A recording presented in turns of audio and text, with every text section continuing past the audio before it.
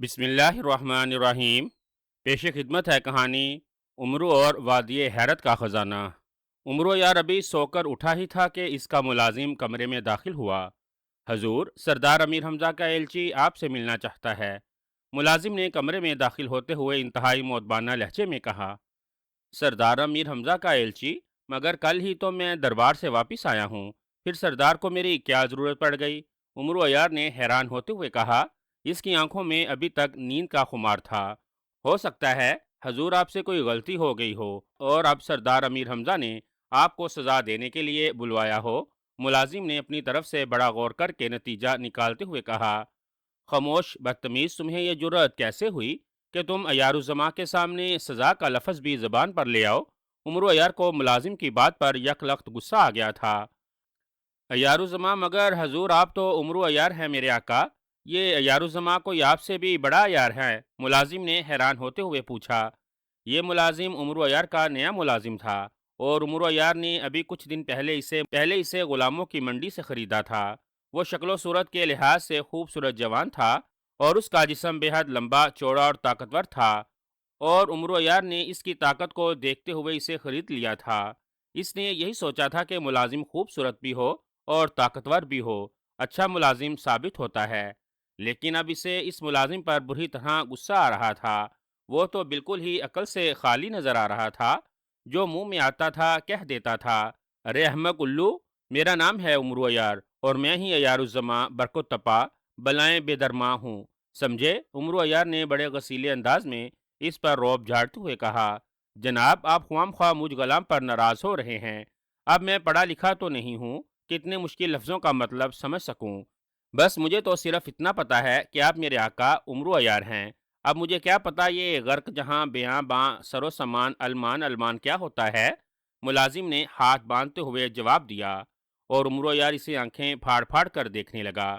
وہ سوچ رہا تھا کہیں یہ غلام اسے چکر تو نہیں دے رہا، کیونکہ اس نے جواب میں اسے جیسے لفظ بتا دیے تھے۔ ابے جانتا ہے یہ غرق جہاں کسے کہتے ہیں؟ عمرو عیار نے آنکھیں پھاڑتے ہوئے پوچھا۔ جی ہاں حضور، اچھی طرح جانتا ہوں، غرق ڈوبنے کو کہتے ہیں، یعنی پوری دنیا غرق، جیسے کہتے ہیں بیڑا غرق۔ کیوں حضور، میں نے ٹھیک کہا ہے نا؟ میں نے بھی 5 جماعتیں پڑھی ہوئی ہیں، ملازم نے جواب دیا۔ اچھا، تو پھر تو پڑھا لکھا ہے مجھ سے بھی زیادہ۔ میں تو چوتھی جماعت سے ہی مدرسے سے بھاگ گیا تھا، تم نے 5 کیسے پڑھ لیں؟ اور تمہیں جرأت کیسے ہوئی کہ تم اپنے آقا سے زیادہ جماعتیں پڑھو؟ عمرو یار نے غصے سے چیختے ہوئے کہا۔ اب حضور، مجھے کیا پتا تھا کہ مجھے آپ جیسا آقا ملے گا؟ اگر مجھے معلوم ہوتا تو میں 2 4 جماعتیں اور پڑھ لیتا، ملازم نے عاجزانہ لہجے میں جواب دیا۔ اچھا، تو تم میرا مذاق اڑا رہے ہو؟ جانتے ہو جو غلام آقا کا مذاق اڑاتا ہے اسے کیا سزا دی جاتی ہے؟ عمرو عیار سے اور کوئی جواب نہ بن پڑا تو اس بات پر اتر آیا کہ ملازم کو سزا دی جائے۔ جی ہاں، اسے آزاد کر دیا جاتا ہے، ملازم نے جواب دیا۔ آزاد؟ اچھا، پھر یہ سنسار سے بھی کوئی بڑی سزا ہوگی۔ چلو، میں نے تمہیں آزاد کیا، تم بھی کیا یاد کرو گے؟ عمرو یار سزا نہیں دے سکتا۔ عمرو یار نے فوراً ہی اٹھتے ہوئے کہا۔ بہت بہت شکریہ، اب میں جا رہا ہوں۔ اب آپ باہر کھڑے ایلچی سے خود ہی بات کر لیں، ملازم نے خوشی سے اچھلتے ہوئے جواب دیا۔ کہاں جا رہے ہو؟ کیا مطلب؟ تم کیسے جا سکتے ہو؟ تم میرے غلام ہو، میں نے تمہیں رقم دے کر خریدا ہے۔ عمرو عیار نے حیران ہو کر کہا۔ جناب، آپ نے مجھے غلامی سے آزاد کر دیا ہے، اب میں آپ کا غلام نہیں رہا، اب میں بھی آپ کی طرح آزاد ہوں، ملازم نے اکڑ کر جواب دیا۔ نہیں نہیں، میں نے تو تمہیں آزادی کی سزا دی ہے، غلامی سے آزاد نہیں کیا، تم میرے غلام ہو، سمجھے؟ عمرو عیار نے بکھلا کر کہا۔ اسے دراصل غصے میں خیال ہی نہ رہا تھا کہ غلام اس طرح چکر دے رہا ہے۔ میں نے بھی سن لیا ہے عمرو عیار کہ تم اسے آزاد کر چکے ہو، میں گواہ ہوں۔ اچانک دروازے سے آواز سنائی دی اور عمرو عیار نے چونک کر دروازے کی طرف دیکھا۔ وہاں سردار امیر حمزہ کا ایلچی کھڑا ہنس رہا تھا۔ وہ شاید باہر انتظار کرتے کرتے تھک کر خود ہی اندر آ گیا تھا۔ ارے تم بھی گواہ بن گئے، پھر تو میری رقم ڈوب گئی۔ ارے میں نے 6 اشرفیاں دے کر خریدا تھا، اب مجھے کیا پتا تھا کہ یہ مجھے ہی چکر دے جائے گا؟ ارے میں نے تو لفظ آزاد کہا تھا، آزاد تو نہیں کیا، اور تم بھی ضرور اس سے ملے ہوئے ہو، میں تمہاری شکایت سردار امیر حمزہ سے کروں گا، عمرو یار نے غصے سے روتے پیٹتے ہوئے کہا۔ عمرو، تمہارے پاس رقم کی کمی ہے؟ تم تو اتنے دولت مند ہو کہ دنیا تمہاری مثالیں دیتی ہیں اور تم 6 اشرفیوں کے لیے رو رہے ہو؟ بہرحال کچھ بھی ہو، تم نے اسے آزاد کر دیا ہے، اور سردار امیر حمزہ میری گواہی ضرور تسلیم کرے گا۔ ایلچی نے سنجیدہ لہجے میں کہا، میں دولت مند ہوں، تمہیں دولت مند نظر آتا ہوں؟ ارے ایسے ہی لوگوں نے کہانیاں بنا رکھی ہیں۔ ہائے میری 6 اشرفیاں خالص سونے کی تھیں، چمکتی چمکتی۔ عمرو یار اب باقاعدہ رونے پر اتر آیا۔ عمرو اگر تمہیں اپنی 6 اشرفیوں کا اتنا ہی غم ہے تو فکر نہ کرو، میں تمہیں ایک ایسے خزانے کا پتہ بتا سکتا ہوں جہاں سونے کے پہاڑ موجود ہیں، اشرفیوں کے ڈھیر جگہ جگہ لگے ہوئے ہیں، ہیرے جواہرات یوں بکھرے ہوئے ہیں جیسے کنکر پتھر پڑے ہوں۔ غلام نے کہا، کیا کہہ رہے ہو؟ اتنا بڑا خزانہ کہاں ہے؟ اتنے بڑے خزانے کا سن کر عمرو یار کی آنکھیں حیرت سے پھیلتی چلی گئیں۔ اگر میں تمہیں اس خزانے کا پتہ بتا دوں تو تم مجھے کیا انعام دو گے؟ غلام نے مسکراتے ہوئے کہا، میں جب خزانہ حاصل کر لوں گا تو تمہیں آزاد کر دوں گا، اپنی 6 اشرفیوں پر صبر کر لوں گا، میں سمجھوں گا کہ میری 6 اشرفیاں کہیں گر گئی ہیں۔ عمرو یار نے حاتم طائی کی قبر پر لات مارتے ہوئے کہا، آزاد تو میں ہو چکا ہوں، اور عمرو یار میری بات سنو، تمہیں معلوم ہونا چاہیے یہ خزانہ دراصل میرے آبا و اجداد کا ہے، اس پر ایک جادوگر نے قبضہ کر لیا ہے، اور اس جادوگر کی وجہ سے مجھے وہاں سے نکلنا پڑا اور مجھے راستے میں پکڑ کر غلام بنا لیا گیا۔ غلام نے انتہائی سنجیدہ لہجے میں کہا، تمہارا خزانہ؟ اتنا بڑا خزانہ تمہارا کیسے ہو سکتا ہے؟ تم کوئی بادشاہ ہو، شہنشاہ ہو؟ عمرو یار نے یقین نہ آنے والے لہجے میں کہا، میں سچ کہہ رہا ہوں عمرو یار، میں اس علاقے کا بادشاہ تھا، میرا نام بادشاہ زرجام ہے، لیکن اس پر جادوگر نے قبضہ کر لیا ہے اور مجھے وہاں سے بھاگنا پڑا اور پھر مجھے غلام بنا لیا گیا۔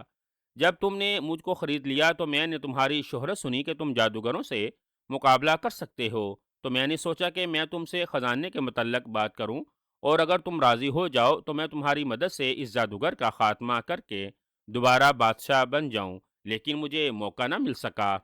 آج تم نے مجھے خود آزاد کر دیا ہے تو میں نے سوچا کہ تمہیں اس خزانے کے متعلق بتا دوں۔ بادشاہ زرجام نے کہا، کیا تم سچ کہہ رہے ہو؟ کیا تم واقعی بادشاہ زرجام ہو؟ میں نے بادشاہ زرجام کے متعلق سنا ہوا ہے، وہ وادی حیرت کا بادشاہ ہے۔ عمرو یار نے بکھلائے ہوئے لہجے میں کہا، تم نے سچ سنا ہے عمرو، میں ہی وادی حیرت کا بادشاہ زرجام ہوں۔ بادشاہ زرجام نے مسکراتے ہوئے جواب دیا، او تو یہ خزانہ جو تم بتا رہے ہو وادی حیرت میں ہے؟ عمرو یار نے کہا، ہاں یہ وادی حیرت کا خزانہ ہے، 7 بادشاہوں کے خزانے سے بڑا خزانہ، لیکن یہ خزانہ کہاں ہے اس کا پتہ صرف مجھے ہے، میرے علاوہ اور کوئی نہیں جانتا۔ بادشاہ زرجام نے جواب دیتے ہوئے کہا، وہ جادوگر جس کے متعلق تم کہہ رہے ہو وہ بھی نہیں جانتا؟ عمرو یار نے پوچھا، ہاں وہ بھی نہیں جانتا، اس نے وادی حیرت پر قبضہ اس خزانے کے لیے کیا ہے، لیکن باوجود جادوگر ہونے کے اس سے اس خزانے کا علم نہیں ہو سکا، اور میں اسی لیے وہاں سے بھاگ آیا کہ کہیں وہ مجھے خزانے کا پتہ بتانے پر مجبور نہ کر دے۔ اب اگر تم اس جادوگر کا خاتمہ کر کے مجھے میرا ملک واپس کرا دو تو میں تمہیں اس خزانے میں لے جاؤں گا اور تمہیں اس خزانے کا آدھا حصہ دے دوں گا۔ اگر منظور ہو تو مجھے بتاؤ، ورنہ میں اکیلا ہی جا کر جادوگر سے مقابلہ کروں گا۔ بادشاہ زرجام نے کہا، اس جادوگر کا کیا نام ہے؟ عمرو عیار نے پوچھا۔ اسے طوفان جادوگر کہتے ہیں، سامری کا خاص شاگرد ہے، انتہائی ظالم جادوگر ہے، بادشاہ زرجام نے بتایا۔ اچھا تو طوفان جادوگر نے تمہارے ملک پر قبضہ کر رکھا ہے؟ میں نے بھی اس کا نام سن رکھا ہے، لیکن اگر تم مجھے سارا خزانہ دینے کا وعدہ کرو تب میں اس کا مقابلہ کروں گا۔ عمرو یار نے اپنی لالچی طبیعت سے مجبور ہوتے ہوئے کہا، سارا خزانہ نہیں، اتنا بڑا خزانہ میں تمہیں نہیں دے سکتا، یہ آدھا خزانہ بھی اتنا ہے کہ 7 بادشاہوں کے خزانے سے زیادہ ہے۔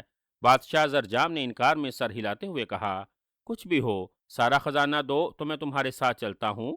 عمرو یار نے ضد کرتے ہوئے کہا، سنو، اگر تم واقعی بادشاہ ہو تو پھر تم میرے ساتھ سردار امیر حمزہ کے دربار میں چلو، میں تمہیں ان کے حضور پیش کروں، وہ بے حد رحم دل بادشاہ ہیں، وہ اس جادوگر سے مقابلے میں تمہاری ضرور مدد کریں گے۔ ایلچی نے جو پاس کھڑا ان کی باتیں سن رہا تھا بادشاہ زرجام سے مخاطب ہو کر کہا، ہاں میں نے بھی سنا ہے کہ سردار امیر حمزہ بہت بڑے سردار اور انتہائی رحم دل ہیں، وہ ضرور میری مدد کریں گے۔ بادشاہ زرجام نے کہا، سنو سنو، مجھے تمہاری شرط منظور ہے، تم مجھے آدھا خزانہ دے دینا۔ عمرو یار نے فوراً کہا، کیونکہ اسے معلوم تھا کہ اگر بادشاہ زرجام سردار امیر حمزہ کے پاس چلا گیا تو سردار نے اس کی مدد ضرور کرنی ہے، ہو سکتا ہے کہ وہ شہزادہ اسد کو لشکر دے کر اس جادوگر کے مقابلے میں بھیج دے گا، اس طرح بادشاہ زرجام کو اس کی حکومت واپس مل جائے گی اور وہ آدھے خزانے سے بھی محروم رہ جائے گا۔ چنانچہ وہ فوراً ہی آدھے خزانے پر رضامند ہو گیا۔ دوسرا، اس نے سوچا تھا کہ آخر وہ عیار الزماں ہے، ایک بار خزانے تک پہنچ گیا تو پھر وہ اپنی عیاریوں سے باقی آدھا خزانہ بھی یقیناً حاصل کر لے گا۔ ٹھیک ہے، میں تیار ہوں، ویسے میں سردار امیر حمزہ سے ضرور ملوں گا۔ بادشاہ زرجام نے مسکراتے ہوئے کہا، ضرور ملو، لیکن آدھا خزانہ میرا ہوگا، ایسا نہ ہو کہ تم وہاں جا کر مکر جاؤ۔ عمرو عیار نے کہا، نہیں، میں زبان کا پکا ہوں، تم بے فکر رہو، بادشاہ زرجام نے جواب دیا، اور عمرو عیار خوشی سے اچھل پڑا۔ اچھا، تم باہر جاؤ، میں لباس تبدیل کر لوں، پھر ہم اکٹھے ہی دربار میں جاتے ہیں، عمرو عیار نے کہا، اور بادشاہ زرجام اور ایلچی سر ہلاتے ہوئے کمرے سے باہر نکل گئے۔ سردار امیر حمزہ نے بادشاہ زرجام کی کہانی سنی تو وہ بے حد متاثر ہوئے۔ انہوں نے فوراً ہی بادشاہ زرجام سے اس کے ملک کو واپس حاصل کرنے کے لیے امداد کی حامی بھری۔ سردار، میرا پہلے ہی بادشاہ زرجام سے سودا ہو چکا ہے، یہ وادی حیرت کا آدھا خزانہ مجھے دے گا، اور میں طوفان جادوگر سے مقابلہ کر کے اسے اس کی حکومت واپس دلاؤں گا۔ عمرو یار فوراً ہی بول پڑا۔ اسے خطرہ تھا کہیں سردار امیر حمزہ کسی اور کو بادشاہ زرجام کی امداد کے لیے مقرر نہ کر دے۔ کیا مطلب؟ کیا تم مجبور مہمانوں سے سودا بازی کرتے ہو؟ کیا کسی کی مدد کرنے کا اسلام نے یہی طریقہ سکھایا ہے کہ اس سے پہلے اس سے سودے بازی کی جائے، اس کی مجبوری سے ناجائز فائدہ اٹھایا جائے؟ سردار امیر حمزہ عمرو یار کی بات سن کر غصے سے بھڑک اٹھے۔ معافی چاہتا ہوں سردار، میرا یہ مطلب نہیں تھا، میں نے تو بادشاہ زرجام سے بغیر کسی مطلب کے امداد کی بات کی تھی۔ یہ تو بادشاہ زرجام نے خوش ہو کر مجھ سے وعدہ کیا ہے کہ وہ آدھا خزانہ مجھے دے دے گا۔ عمرو یار نے فوراً ہی پینتھرا بدلتے ہوئے کہا۔ وہ سردار امیر حمزہ کے غصے سے بہت ڈرتا تھا۔ اسے معلوم تھا کہ سردار امیر حمزہ کے سامنے اس کی ساری محنت دھری کی دھری رہ جائے گی۔ کیوں بادشاہ زرجام؟ عمرو یار ٹھیک کہہ رہا ہے، سردار امیر حمزہ نے اپنے قریب بیٹھے بادشاہ زرجام سے مخاطب ہو کر پوچھا، اور عمرو یار نے سردار کی نظریں بچا کر چپکے سے سامنے ہاتھ جوڑ دیے۔ عمرو یار درست کہہ رہا ہے سردار، میں نے خود اس سے وعدہ کیا ہے، اس نے مجھ سے سودا نہیں کیا۔ بادشاہ زرجام نے مسکراتے ہوئے جواب دیا۔ اسے عمرو یار کی روتی صورت دیکھ کر اس پر رحم آ گیا تھا۔ او تب ٹھیک ہے، طوفان جادوگر کے مقابلے میں عمرو یار ہی ٹھیک رہے گا، لیکن بادشاہ زرجام اگر یہ خزانے کے معاملے میں تم سے کوئی سودے بازی کرے یا تمہیں ناجائز تنگ کرے تو تم مجھے ضرور بتانا، میں اسے ایسی عبرتناک سزا دوں گا کہ اس کی نسلیں بھی آئندہ مہمانوں سے سودا بازی کرنے کا تصور تک نہ کریں گی۔ سردار امیر حمزہ نے بڑے سخت لہجے میں کہا، نہیں سردار، بھلا میری یہ مجال آپ کی حکم عدولی کروں؟ عمرو یار نے فوراً ہی ہاتھ جوڑتے ہوئے کہا، عمرو تم عیار ہو، لیکن یاد رکھنا سردار امیر حمزہ کے سامنے تمہاری عیاری نہیں چل سکتی، سمجھے؟ اس بات کو ہمیشہ یاد رکھنا، جہاں میں انعام دینے میں فیاض ہوں وہاں سزا دینے میں بھی انتہائی سخت دل ہوں، سردار امیر حمزہ نے کہا، اور عمرو یار سہمے ہوئے انداز میں سر ہلانے لگا۔ آپ بے فکر رہیے حضور، عمرو دوسروں کے لیے لاکھ عیار سہی مگر آپ کا ادنا خادم ہے، عمرو یار نے جواب دیا۔ ٹھیک ہے، تم وادی حیرت میں جا کر طوفان جادوگر کا مقابلہ کرو، اس دوران بادشاہ زرجام میرا مہمان رہے گا، جب تم اسے ہلاک کر کے واپس آؤ گے تو پھر میں اپنے آدمی بادشاہ زرجام کے ساتھ بھیجوں گا، وہ وہاں سے تمہارے لیے انعام لے آئیں گے جو میرے سامنے تمہیں دیا جائے گا۔ سردار امیر حمزہ نے کہا، ان کا غصہ ابھی تک ٹھنڈا نہیں ہوا تھا۔ حضور آپ ناراض ہیں تو میں کچھ بھی نہیں لیتا، آپ کی صرف خوشی چاہیے، اس سے بڑا میرے لیے اور کوئی انعام نہیں، عمرو یار نے بڑے خوش آمدانہ لہجے میں کہا، اور اس کے اس جواب پر سردار امیر حمزہ بے اختیار ہنس پڑے۔ اب خوشامد کر رہے ہو، تم واقعی عیار ہو، پینتھرے بدلنے میں تمہارا کوئی جواب نہیں۔ بہرحال تم طوفان جادوگر کا خاتمہ کر دو، اس کے بعد بادشاہ زرجام تو تمہیں انعام دے گا ہی، میں بھی تمہیں اتنا بڑا انعام دوں گا کہ تمہارے تصور سے بھی زیادہ ہوگا، سردار امیر حمزہ نے مسکراتے ہوئے کہا، اور انہیں ہنستا دیکھ کر عمرو یار کی جان میں جان آئی۔ تو پھر حضور کچھ پیشگی بھی تو ہو جائے، کم از کم میرے دل کو سہارا تو رہے گا، عمرو یار نے فوراً ہی جواب دیا۔ اور سردار امیر حمزہ نے ہنستے ہوئے اپنے گلے میں پہنا ہوا انتہائی قیمتی ہیروں کا ہار اتار کر عمرو یار کی طرف پھینک دیا۔ عمرو یار نے بڑے اشتیاق بھرے انداز میں ہار کو جھپٹا اور پھر جلدی سے اسے اپنی زنبیل میں ڈال لیا۔ شکریہ سردار، آپ واقعی بہت فیاض ہیں، اب مجھے اجازت دیجیے تاکہ میں اس طوفان جادوگر کے خاتمے کے لیے چل پڑوں، عمرو یار نے ادا بجا لاتے ہوئے کہا۔ عمرو یار تمہارے جانے سے پہلے یہ بتا دوں کہ یہ طوفان جادوگر بہت ظالم اور خطرناک جادوگر ہے، اسے پوری دنیا کے جادوگر جادوگروں کی بدروہیں کہتے ہیں، اور یہ بھی بدروح کی شکل و صورت کا سامری کا خاص شاگرد ہے۔ اسی لیے اسے ایسے ایسے جادو آتے ہیں کہ بڑے بڑے جادوگر اس کا مقابلہ نہیں کر سکتے۔ بادشاہ زرجام نے کہا، تم فکر نہ کرو بادشاہ زرجام، جو جادو مجھے آتا ہے اس کا مقابلہ یہ بدروح جادوگر بھی نہیں کر سکے گا۔ عمرو یار نے بڑے مطمئن لہجے میں جواب دیتے ہوئے کہا، تمہیں جادو بھی آتا ہے؟ کیا تم بھی جادوگر ہو؟ بادشاہ زرجاب نے حیرت بھرے لہجے میں کہا، کیا واقعی عمرو یار تم نے جادو سیکھ لیا ہے؟ کیا تم نہیں جانتے کہ ہمارے دربار میں جادوگر کا داخلہ منع ہے؟ سردار امیر حمزہ کو ایک بار پھر غصہ آنے لگا۔ ارے سردار، یہ بات نہیں، میرا مطلب عیاری سے تھا۔ عیاری ایک ایسا جادو ہے جو ہمیشہ سر چڑھ کر بولتا ہے۔ عمرو یار نے فوراً ہی وضاحت کرتے ہوئے کہا، او اچھا، میں سمجھا تم نے واقعی جادو سیکھ لیا ہے۔ سردار امیر حمزہ نے مطمئن ہوتے ہوئے جواب دیا، بادشاہ زرجام آپ مجھے صرف وادی حیرت کا راستہ بتا دیں، باقی میں جانوں اور طوفان جادوگر جانے۔ عمرو یار نے بادشاہ زرجام سے مخاطب ہو کر کہا، اور بادشاہ زرجام نے اسے تفصیل سے وادی حیرت کا راستہ اور دوسری ضروری تفصیلات بتا دیں۔ اس کے بعد عمرو عیار نے سردار امیر حمزہ سے اجازت لی اور دربار سے باہر آ گیا۔ اپنے گھر آ کر اس نے سب سے پہلے ایک کاغذ پر وادی حیرت کا نقشہ بنایا، کیونکہ یہ راستہ بے حد پیچیدہ اور آسانی سے سمجھ نہ آنے والا تھا، اور عمرو عیار کو خطرہ تھا کہیں وہ راستہ نہ بھول جائے اور پھر بھٹکتا پھرے، اسی لیے احتیاطاً اس نے نقشہ بنا لیا تھا۔ نقشہ بنا کر اس نے اسے بھی زنبیل میں ڈالا اور پھر اپنے گھوڑے پر سوار ہو کر وہ سردار امیر حمزہ کے لشکر سے باہر نکل آیا۔ اب اس کا رخ اس سرخ پہاڑی کی طرف تھا جو 4 روز کے فاصلے پر تھی اور جہاں سے آگے وادی حیرت کا راستہ جاتا تھا۔ راتوں کو پڑاؤ کرتا اور دن کو سفر کرتا ہوا وہ 4 روز بعد اس سرخ پہاڑی کے دامن میں پہنچ گیا۔ چونکہ اس پہاڑی تک پہنچتے پہنچتے اسے شام ہو گئی تھی، اسی لیے اس نے رات وہیں گزارنے کا فیصلہ کیا اور ایک کافی بڑی غار کو اس نے ایک رات گزارنے کے لیے منتخب کر لیا۔ یہ غار اتنی بڑی تھی کہ اس کا گھوڑا بھی اندر بڑھ سکتا تھا۔ چنانچہ وہ گھوڑے کی لگام پکڑ کر غار میں داخل ہوا۔ اس نے ایک پتھر سے اس کی لگام باندھ دی اور پھر باہر آ کر اس نے کافی ساری گھاس اکھاڑی اور اسے لا کر گھوڑے کے آگے رکھ دیا۔ خود اپنے کھانے کے لیے وہ کافی سارے پھل راستے میں ہی توڑ لایا تھا۔ چنانچہ خود اس نے پھل کھائے، مشکیزے میں بھرا ہوا پانی پیا اور پھر غار کے منہ پر ایک بڑا سا پتھر رکھ کر وہ ایک صاف جگہ پر زنبیل کو سر کے نیچے رکھ کر لیٹ گیا۔ چونکہ وہ تھکا ہوا تھا، اسی لیے لیٹتے ہی اسے نیند آ گئی۔ طوفان جادوگر وادی حیرت کے شاہی محل کے خاص کمرے میں ایک بڑی سی کرسی پر بیٹھا ہوا تھا۔ اس کی شکل و صورت بالکل بدروحاں جیسی تھی۔ لباس بھی اس نے اسی قسم کا پہن رکھا تھا۔ اس کے سامنے 4 جادوگر ہاتھ باندھے سر جھکائے کھڑے تھے۔ یہ اس کے نائب تھے۔ ارشان، ارشان جادوگر، تم کہتے ہو کہ بادشاہ زرجاں وادی حیرت سے نکل جانے میں کامیاب ہو گیا ہے؟ طوفان جادوگر نے انتہائی غصیلے لہجے میں ایک جادوگر سے مخاطب ہو کر کہا، ہاں میرے آقا، نکل گیا ہے۔ میں نے اسے پکڑنے کی کوشش کی تھی لیکن وہ دور جا چکا تھا، اور آپ کا حکم یہ تھا کہ ہم وادی حیرت کی حدود سے باہر نہ جائیں۔ ارشان جادوگر نے سہمے ہوئے لہجے میں جواب دیتے ہوئے کہا، گتام جادوگر، تم کیا کہتے ہو؟ میں نے بادشاہ زرجام کو تمہاری قید میں رکھا تھا، وہ تمہاری قید سے کیسے فرار ہوا؟ طوفان جادوگر نے ارشان جادوگر کے ساتھ کھڑے ہوئے جادوگر سے مخاطب ہو کر کہا، لہجہ غصیلا ہی تھا میرے آقا، مجھے نیند آ گئی تھی اور وہ نکل گیا میرے آقا۔ جب میری نیند اکھڑی تو وہ وادی حیرت کی حدود سے باہر چلا گیا تھا۔ میں نے فوراً سرحدی جادوگر کو اطلاع دے دی تھی۔ گتام جادوگر نے ڈرتے ڈرتے لہجے میں کہا، سرحدی جادوگر، تم کیا کہتے ہو؟ تم نے بادشاہ زرجام کو سرحد سے باہر کیوں جانے دیا؟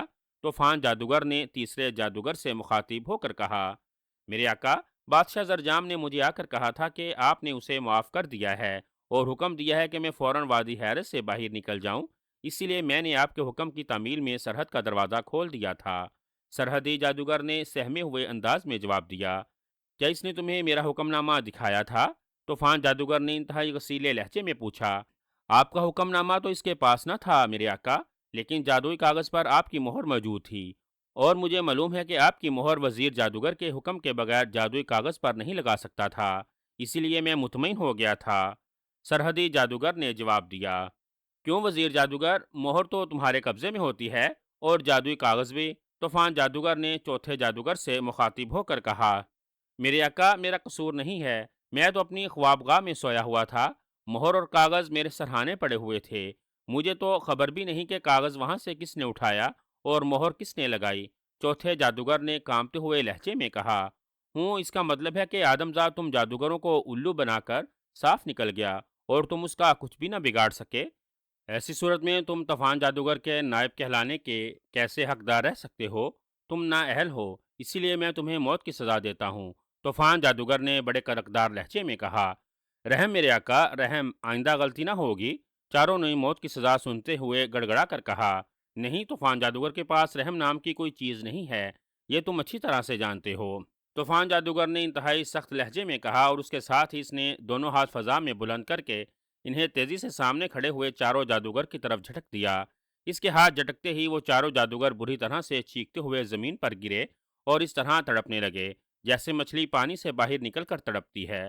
طوفان جادوگر نے ایک بار پھر اپنے دونوں ہاتھ اٹھا کر ان کی طرف جھٹکے، اور اس بار اس کے ہاتھ جھٹکتے ہی ان چاروں تڑپتے ہوئے جادوگروں کے جسموں سے آگ کے شعلے بلند ہونے لگے اور ان کی تیز چیخوں سے کمرہ گونج اٹھا، اور پھر دیکھتے ہی دیکھتے ان جادوگروں کے جسم جل کر راکھ بن گئے اور راکھ سرخ رنگ کے دھوئیں میں تبدیل ہو کر فضا میں غائب ہو گئی۔ اب کمرہ خالی ہو گیا تھا۔ طوفان جادوگر کرسی سے اٹھا اور پھر مینڈک کی طرح اچھلتا ہوا ساتھ والے کمرے کی طرف چل پڑا۔ اس کی آنکھیں غصے کی شدت سے سرخ ہو رہی تھیں۔ ساتھ والے کمرے کے درمیان میں رکھی ہوئی میز پر ایک بڑا پیالہ موجود تھا۔ اس پیالے کا رنگ شیشے کی طرح سفید اور چمکدار تھا۔ طوفان جادوگر نے اپنے دونوں ہاتھ اس پیالے پر رکھے اور پھر اونچے لہجے میں کہنے لگا، سامری کے پیالے، مجھے بتاؤ کہ بادشاہ زرجام کہاں گیا ہے اور کس حال میں ہے؟ یہ فقرہ کہہ کر اس نے دونوں ہاتھ اٹھا لیے۔ دوسرے لمحے پیالے میں ایک چھوٹی سی سنہرے رنگ کی مچھلی نظر آئی۔ اس مچھلی کی آنکھیں ہیرے کی طرح چمک رہی تھیں۔ طوفان جادوگر بادشاہ زرجام کو یہاں سے نکلتے ہی ایک قافلے والوں نے پکڑ کر غلام بنا لیا تھا اور پھر اسے غلاموں کی منڈی میں لے جایا گیا۔ وہاں سے اسے سردار امیر حمزہ کے درباری، دنیا کے سب سے بڑے عیار عمرو عیار نے خرید لیا۔ بادشاہ زرجام بے حد ہوشیار اور عقلمند آدمی ہے۔ اس نے عمرو عیار جیسے عیار کو بھی چکر دے کر اپنے آپ کو غلامی سے آزاد کرا لیا اور پھر اس پر اپنی اصل حقیقت کھول دی اور اسے لالچ دیا کہ اگر وہ تمہارا مقابلہ کرے تو وادی حیرت کا آدھا خزانہ اسے دے دے گا۔ چنانچہ عمرو یار تم سے مقابلہ کرنے پر تیار ہو گیا اور اب وہ 4 روز سے سفر کرتا ہوا سرخ پہاڑی کے قریب پہنچ چکا ہے۔ اس وقت وہ سرخ پہاڑی کے ایک غار میں سویا ہوا ہے۔ سنہری مچھلی کے منہ سے آواز نکلی، یہ عمرو یار کیا مجھ سے بڑا جادوگر ہے جو مجھ سے مقابلہ کرنے آ رہا ہے؟ طوفان جادوگر نے حیرت بھرے لہجے میں پوچھا۔ وہ جادوگر نہیں ہے میرے آقا، ایک عیار ہے اور اپنی عیاری سے بڑے بڑے جادوگروں کا خاتمہ کر دیتا ہے۔ تلسم ہوشربا کا ہر جادوگر اس کے نام سے کانپتا ہے، حتیٰ کہ تلسم ہوشربا کا شہنشاہ افراسیاب بھی آج تک اس کا کچھ نہیں بگاڑ سکا۔ مچھلی نے جواب دیا، اگر وہ جادوگر نہیں ہے تو پھر مجھ سے مقابلہ کیسے کر سکتا ہے؟ میں تو اس کی ہڈیاں چبا جاؤں گا۔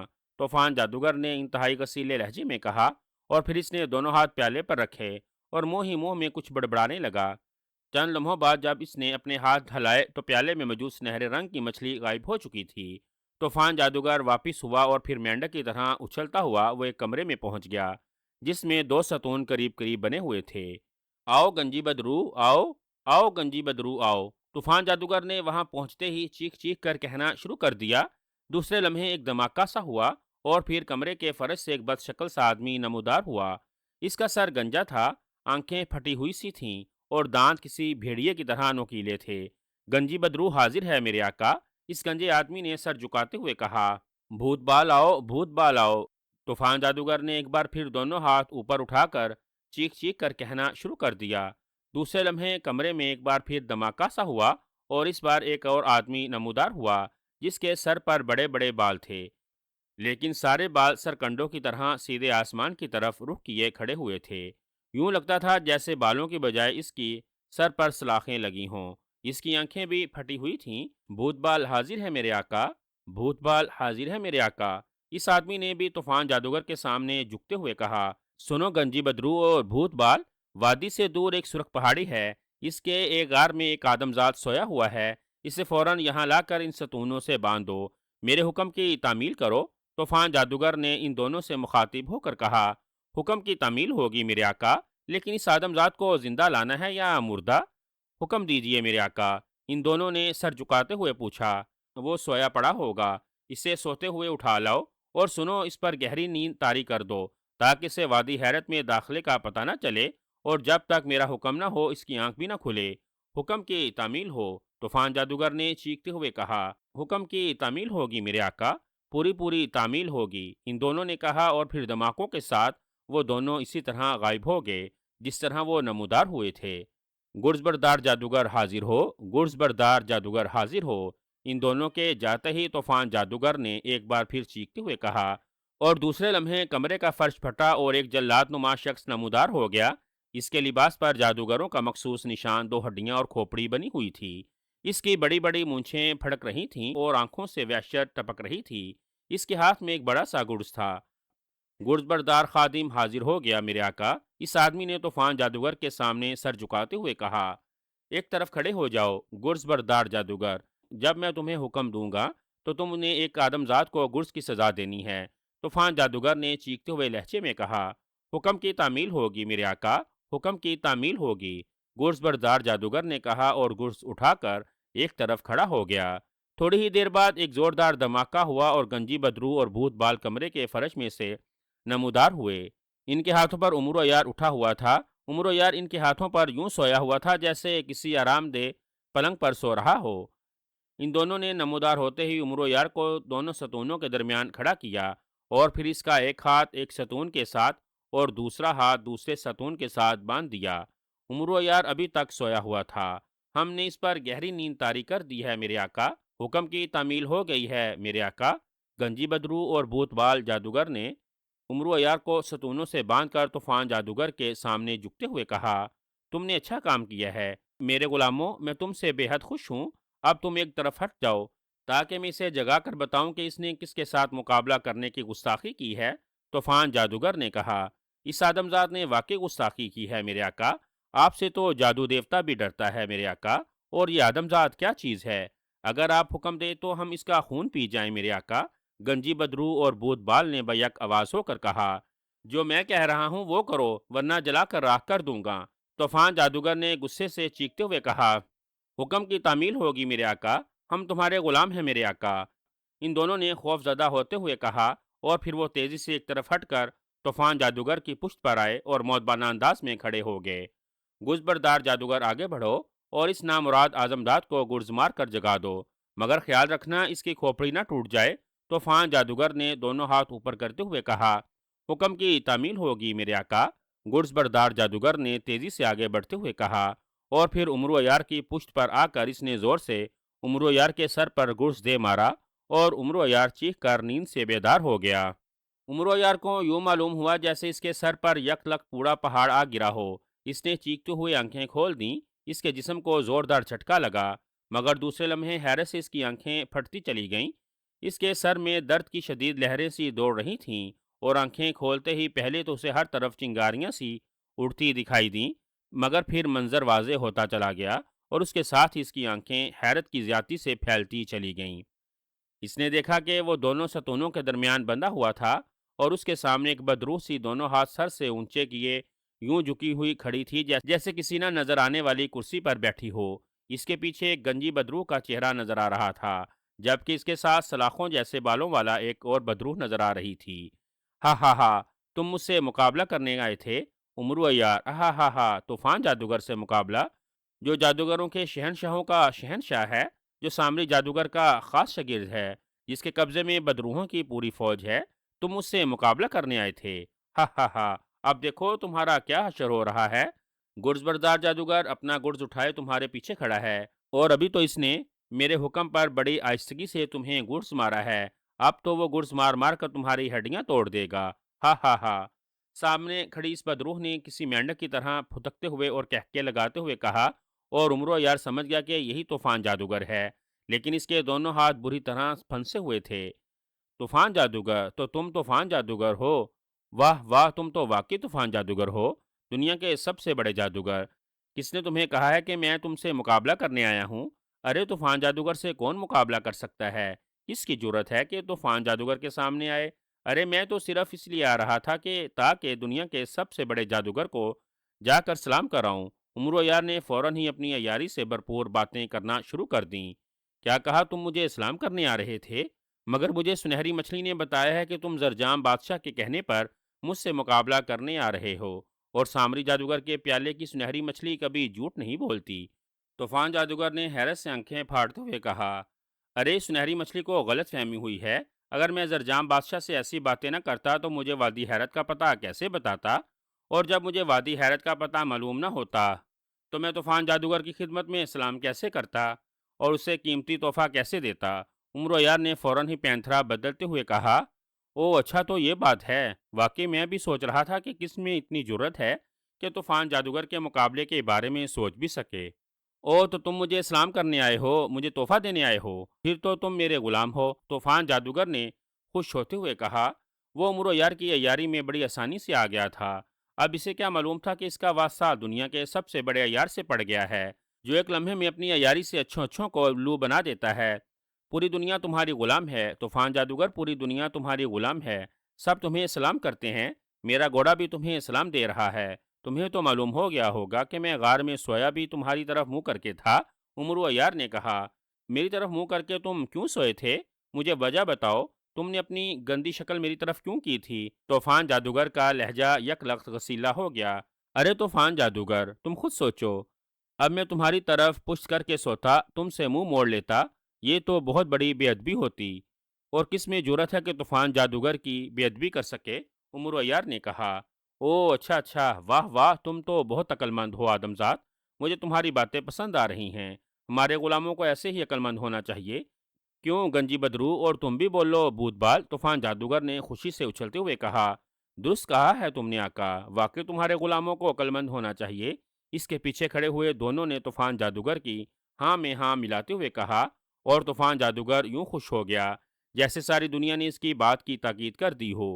او یہ بات ہے، تو اے آدمزاد تم ہمارے مہمان ہو، اور طوفان جادوگر کے مہمان کو کس کی جرت ہے کہ گرز مار سکے؟ کیوں گنجی بدرو، اور تم بھی بولو بھوت بال، طوفان جادوگر نے کہا۔ درست کہا ہے تم نے آقا، سچ کہتے ہو میرے آقا۔ ان دونوں نے ایک بار پھر تاکید کرتے ہوئے کہا، گرز بردار جادوگر ادھر آؤ، میرے سامنے آؤ، طوفان جادوگر نے چیختے ہوئے کہا۔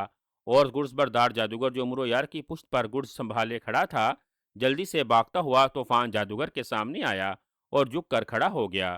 حکم میرے آقا، گرز بردار جادوگر نے بڑے مؤدبانہ لہجے میں کہا، تم نے ہمارے مہمان کو کیوں گرز مارا؟ گرز بردار جادوگر، کیا تمہیں پتہ نہیں تھا کہ وہ ہمیں سلام کرنے آ رہا ہے اور ہمیں تحفہ دینے آ رہا ہے؟ تم نے کیسے جرت کی کہ ہمارے مہمان کے سر پر اپنا گرز مارو؟ تم نے یہ گستاخی کیوں کی؟ جواب دو۔ طوفان جادوگر نے غصے سے چیختے ہوئے کہا، میں نے تو صرف تمہارے حکم کی تعمیل کی ہے میرے آقا۔ گرز بردار جادوگر نے الجھے ہوئے لہجے میں کہا، نہیں، تم نے گستاخی کی ہے اور تمہیں اس کی سزا ملے گی، موت کی سزا۔ طوفان جادوگر کے مہمان پر گرز اٹھانے والا زندہ نہیں رہ سکتا، طوفان جادوگر نے اور زیادہ غصیلے لہجے میں کہا، اور پھر آسمان کی طرف اٹھے ہوئے اپنے دونوں مکروع سے ہاتھ زور سے گرز بردار جادوگر کی طرف جھٹکے، اور اس کے دونوں ہاتھوں سے شعلے نکل کر گرز بردار جادوگر کو لپٹ گئے، اور وہ بری طرح سے چیختا ہوا فرش پر گر پڑا اور پھر تڑپنے لگا۔ بچاؤ بچاؤ میرے آقا، مجھے بچاؤ، اس نے فرش پر گر کر تڑپتے ہوئے کہا۔ لیکن طوفان جادوگر کہکا مارتا رہا اور گرز بردار جادوگر چند ہی لمحوں میں جل کر راکھ ہو گیا۔ آگ کی تیزی اور شدت میں اس کا گرز بھی پگھل گیا تھا اور چند لمحوں بعد سب کچھ دھواں بن کر غائب ہو گیا۔ ہا ہا ہا، دیکھا آدمزاد تم نے کہ ہم کیسے سزا دیا کرتے ہیں؟ طوفان جادوگر نے زور سے کہکا مارتے ہوئے کہا، واقعی ایسی سزا گستاخی کرنے والوں کو دینی چاہیے۔ مگر طوفان جادوگر، میں تو تمہیں سلام کرنے اور تمہیں تحفہ دینے آیا ہوں، پھر میرے ہاتھ کیوں باندھ رکھے ہیں؟ اب میں بھلا بندھے ہوئے ہاتھوں سے کیسے تمہیں سلام کروں اور کیسے تمہیں تحفہ دوں؟ عمر یار نے بڑا معصوم سا لہجہ بناتے ہوئے کہا، او ہاں تمہاری بات درست ہے، طوفان جادوگر نے سر ہلاتے ہوئے کہا، اور پھر اس نے منہ ہی منہ میں کچھ پڑھ کر زور سے پھونک ماری تو عمر یار کے ہاتھوں پر بندھی ہوئی رسیاں غائب ہو گئیں اور عمر یار آزاد ہو گیا۔ اب سلام کرو مجھے۔ طوفان جادوگر نے عمر یار کے آزاد ہوتے ہی کہا، میں ضرور سلام کروں گا طوفان جادوگر، لیکن تمہارے پیچھے یہ جو بدروہیں کھڑی ہیں، اگر میں تمہیں سلام کروں گا تو میرا سلام ان تک بھی پہنچ جائے گا، اور یہ کیسے ہو سکتا ہے کہ طوفان جادوگر کی خدمت میں بھیجا ہوا سلام دوسروں تک بھی پہنچ جائے؟ عمر یار نے بڑے مؤدبانہ لہجے میں جواب دیا، او ہاں گنجی بدرو اور بھوت بال، تم دونوں میرے پیچھے کیوں کھڑے ہو؟ طوفان جادوگر نے غصے سے چیختے ہوئے کہا، ہم حضور کے غلام ہیں اور غلام آقا کے پیچھے ہی کھڑے ہوتے ہیں حضور۔ گنجی بدرو اور بھوت بال نے بیک آواز ہو کر جواب دیا، لیکن پھر یہ آدم ذات ہمارے سامنے کیوں کھڑا ہے؟ اس کا مطلب ہے یہ ہمارا غلام نہیں ہے، کیوں بدصورت آدم ذات؟ طوفان جادوگر نے غصے سے چیختے ہوئے کہا۔ طوفان جادوگر سلام سامنے کھڑے ہو کر کیا کرتے ہیں، طوفان جادوگر سلام سامنے کھڑے ہو کر کیا کرتے ہیں، پشت پر نمک حرام کھڑے ہوتے ہیں، اور یہ دونوں جان بوجھ کر تمہاری پشت پر کھڑے ہیں۔ تاکہ تمہیں بھیجا ہوا اسلام قبول کر لیں؟ عمر یار نے جواب دیا، ہاں واقعی اسلام تو سامنے کھڑے ہو کر کیا جاتا ہے۔ گنجی بدرو اور بوت بال تم دونوں واقعی نمک حرام ہو، جاؤ اور نمک حلال کرو، جلدی دفع ہو جاؤ تاکہ میں اس آدمزاد کا سارا اسلام خود قبول کروں۔ طوفان جادوگر نے اپنی دانست میں اس مسئلے کا حل نکالتے ہوئے کہا، بہتر آقا، حکم کی تعمیل ہوگی۔ دونوں نے کہا اور اس کے ساتھ ہی وہ دونوں غائب ہو گئے۔